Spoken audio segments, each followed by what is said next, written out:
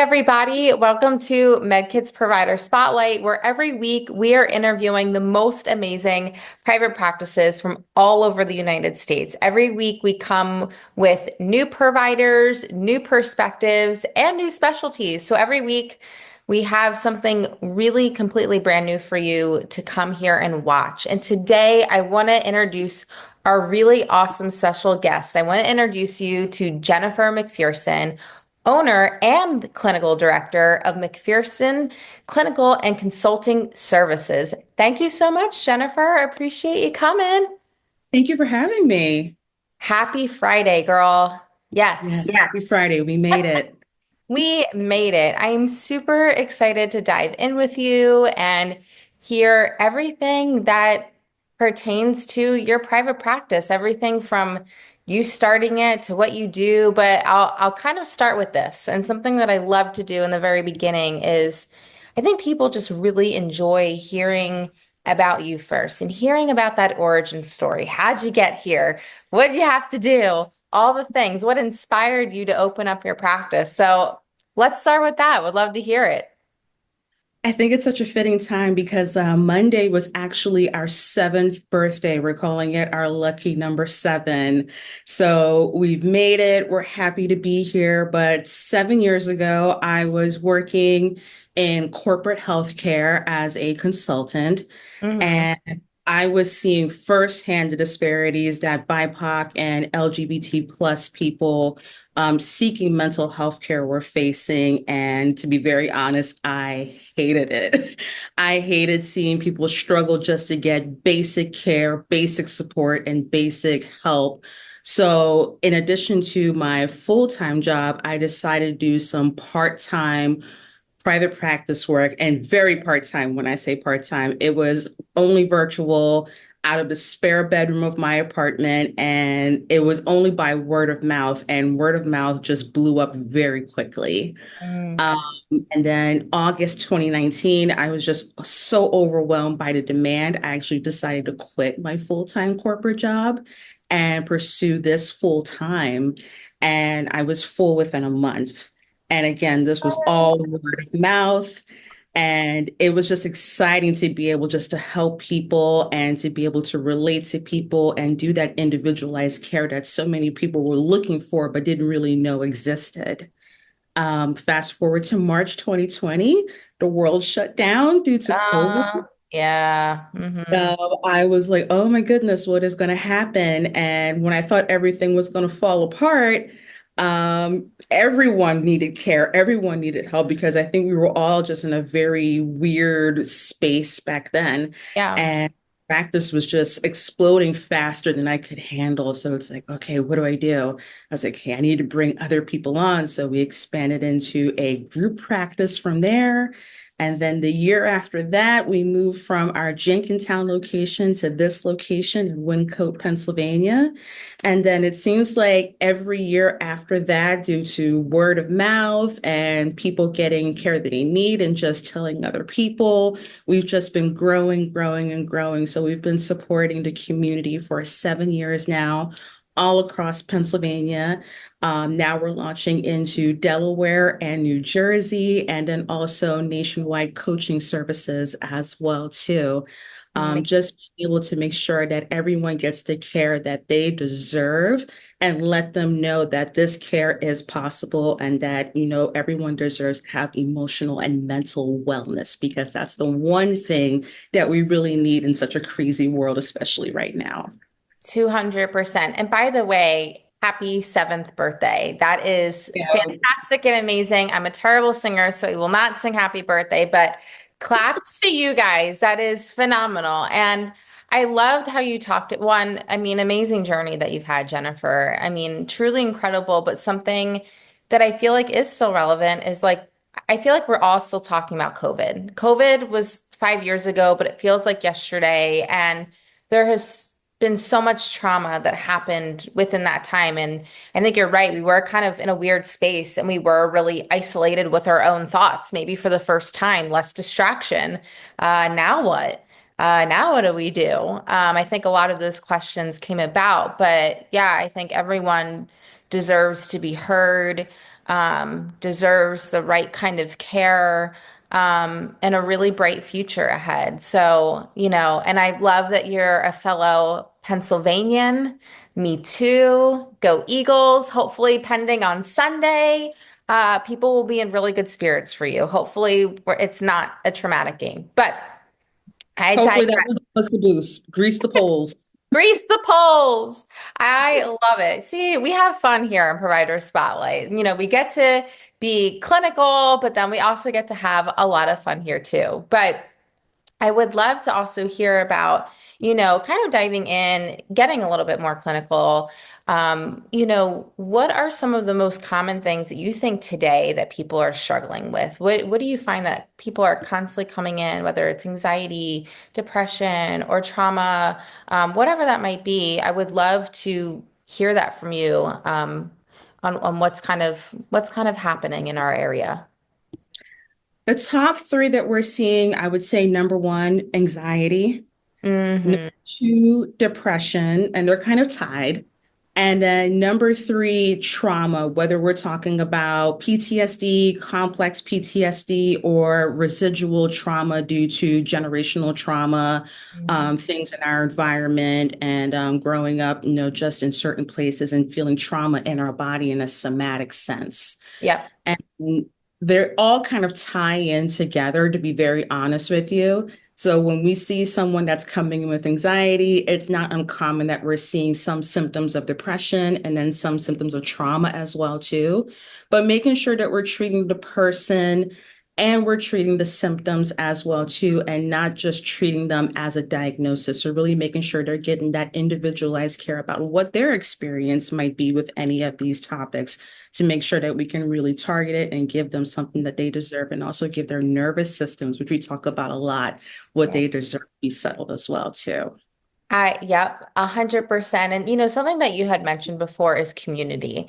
And I can tell that's something that is really, really important to you and something that you're focused on. So what types of communities do you serve that you really enjoy serving, or maybe that are underserved, and people that you're helping today that you're like, man, this subset of people could use so much help, or they should know that I'm here, or know that they're not alone. What's been that experience for you? So, as a woman of color as well too, I grew up hearing always that Black people don't go to therapy. Mm, We don't do that. That's not for us. You keep your business in the house, you push through, you deal with it. mm. And growing up, no one did therapy. That wasn't our thing. So when I went to college and I wanted to study psychology, they're like, okay, good luck with that, right? And then as I started working in the field, it's like, no, we need this. People of color really do need an outlet. It's just that we need something that's really geared for us because Yeah. so many BIPOC communities have experienced trauma over the years, but have never really dealt with it. So we focus on BIPOC and LGBT because one, BIPOC providers only make up 4% of providers in the United States. So it Really? is That's it?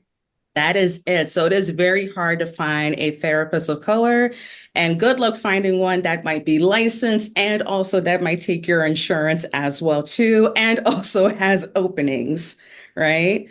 And then if you want someone that is at the intersection of that and also part of the LGBT plus community, that's an even smaller population as well too. So we see the need and we see that, before COVID, no one was really kind of like, yeah, we need this. And then as we got closer to 2020, people were like, okay, there's a lot of stuff coming up and I don't know what to do with it. And who do I talk to? And therapy started becoming normalized.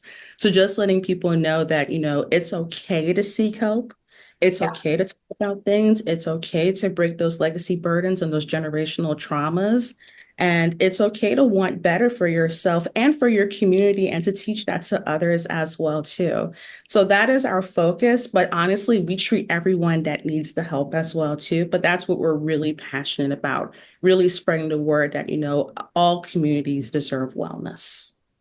I love that. And it's so true. And I wish more people knew that they deserve that. That is just a basic need for everybody. We need to share, need to feel loved, Maslow's hierarchy of needs, like at a very basic level, there are certain things that, as humans we need. So it's amazing that you're there as a resource for those communities to tell them that. I think that's a beautiful and amazing thing and something that you've been kind of trending along and kind of walking these lines about, how your approach is so different.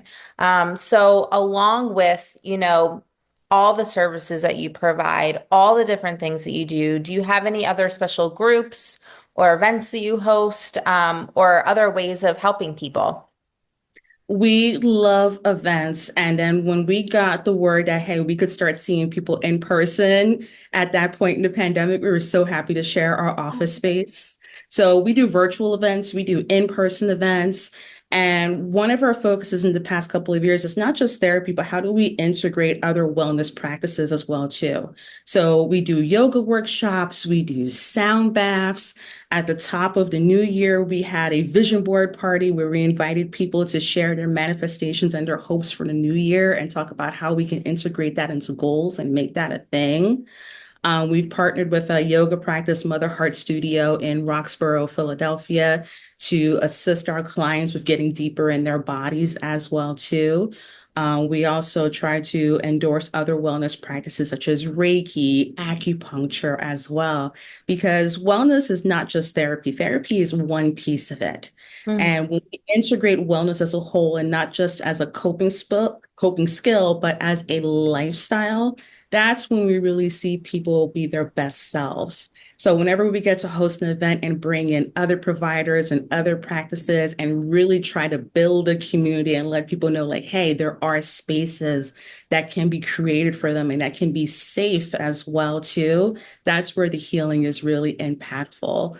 So we have some more in-person events coming up after the Super Bowl, I'm saying, because hopefully birds go to the Super Bowl, but we're going to be doing more sound baths, more somatic workshops and things like that. So that is what we're all about as well, too. So we love that type of work. That's awesome. I mean, I just love how much you're about your community, but you provide so many great resources. And it's not just so individualized. People can come together and say, hey, this is what I've experienced. This is what I'm comfortable with sharing, but share it as a community and share it to help one another and grow together. And so that is something, such a great added benefit to what you're doing that, you don't always often see and get. So I love that like-minded people can get together and share. But yeah, I'm with you. I'm hoping that, when your workshops happen, hopefully maybe we would have won a Super Bowl by then.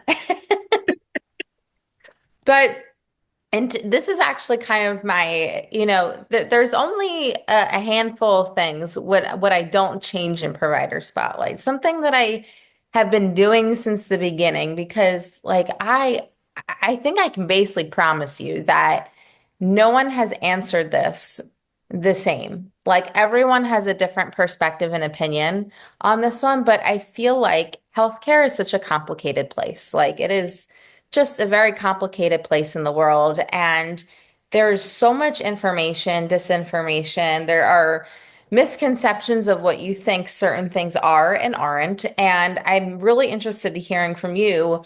What are some of the misconceptions that you constantly hear in your business, your field?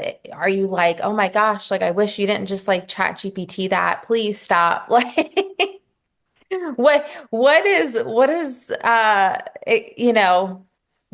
it for you? What's that, misconception or few? I'm happy to dive into as many as you like. Oh, we could be here all day. So I think probably the biggest one is that there has to be something wrong with you to seek therapy, or that you have to be quote unquote crazy to seek therapy when it's like that's not necessarily true. You can be totally fine and want to seek therapy in order to grow, in order to expand your horizons, in order to better yourself. Mm, I think another one that is a big misconception in our field is that therapy is too complicated when it comes to, paying and seeking insurance and all of those things. So we try to take the hassle out of that here as well too, because sometimes trying to figure out how you're even going to get in and get this type of service can be a burden for people. And we don't want that to be more stress and more anxiety. So we assist people with that, like, hey, it's not as scary as you think, and we can walk people through that process. We help them out through it. We're happy to educate people on that process as well too, to see like, hey, no, this is something that you can actually access. And it's not just for people within a certain demographic or a certain class as well too. It's accessible to all people as well. And that, if you seek therapy, then you automatically have to be on medication as well too. No shade towards medication. Some people need it, some people Yep. don't. Then we also get into the body about like, hey, therapy can also be about different aspects of your health as well too. And how can we help you improve those things and support you with that as well too? See, you said two different things that no one has ever said before. I mean, I think people may think insurance is a hassle, but the fact that you've changed it all around, say it can be a barrier, but we don't make it a barrier here. We're going to make sure that you're taken care of. We're going to go through this insurance journey with you so that you can get the help that you need. I mean, I think that's just so amazing. I feel like oftentimes and maybe it's with, other providers or large health systems, where they're like, they can't give me anything. Like I've called 5 times and, whatever, what have you, it's nothing's moving anywhere. So I think it's so amazing that you make it such a point to make sure that people are seen and to get them through that because it is confusing sometimes. It is confusing, but I love that you had pointed that out and just kudos to you guys. No wonder you've been here for 7 years. You figured it out. Yeah, and we're lucky just to have the support with our team with that as well too. And hopefully we're able to continue to do that to let people know that, there is access to help as well too. Yeah, 100%. Something that I'm kind of curious to pick your brain about. It's kind of a two-pronged question here. But because you've been in business for 7 years and have such a great background, I think people would really appreciate some great pro tips from the clinical side, but also from the private practice side. I think as other private practice owners are watching this, they're like, okay, this is interesting. There's some things that I can implement, things that I can think about. But I always think it's important to listen to those and network with those who are in their field to gain different perspectives. So for you, the first question is, what is a pro tip for other providers? Something that maybe you found in your business that has just been so life-changing, whether it's something that you do every day, something that you help your clients with that has just been such a great helpful tip for them, something that I do for them all the time. I would love to hear about a pro tip for private practices, but then also for our everyday normal folks like us, would love to hear from your perspective, what are some things that we can do to put our mental health on a better trajectory, whether it's something super small we start today, or something that we should think about for our future. Would love to hear your thoughts on the two-pronged question, clinical and non-clinical. Okay. So for private practice owners, I would say always be curious and always be willing to learn. Mm. Sometimes as therapists, we kind of get stuck in our ways. But this landscape is always changing. Whether you want to learn about new clinical practices, new techniques, new interventions, or learn about how to run your practice, how to be a leader, how to be a business owner, always be open to those resources. Last year, I did the Goldman Sachs program because I was like, okay, how can I be a better business owner? How can I support other therapists as well, too? This year, I've been in practice for 7 years, but I'm seeking mentorship. I'm okay, people that may know more than me. How can I continue to learn and grow and ask those questions and seek support? So no matter how long you've been in this field, always be curious and seek more. Always grow yourself as well, too. For non-clinical, what I have to do for myself, and literally I do this every day. People think I'm joking when I say this. I take 5 minutes in the morning for myself, minimum, and 5 minutes in the evening for myself, minimum. My 5 minutes in the morning is just to settle myself when I wake up, have my coffee, do a brief meditation, think about my goals and my aspirations for the day, and that will be what can drive me through the day. And then at the end of the day, because therapists tend to carry such a heavy load, I have to let it go myself too. I need to center myself because if I'm not well, I'm not good for my patients. So when I tell my patients that, you have to be good so that you can be good for yourself and good for the other people in your life, we Mhm. really have to take it seriously. And that can be part of integrating something again into your lifestyle, just taking that time out for you so that you do have the capacity to do the things that you want to do, that you love to do. And when I started doing this in the midst of COVID, that was life changing. And I think if I didn't do that every single day, Mhm. I would notice it. I think probably other people in my life would notice it as well too. And really, when I start giving that even as homework to my clients as well too, it's like, you know what? I like that 5 minutes. Can I do 10? You sure can. You can do 15, you can do 20. Making sure that you have that space because sometimes we just get on this role of kind of like keep going, going, going, going. And that's not healthy for us. And just realizing that rest, peace, and decompression is something that's just good for us. And it can be so simple as that.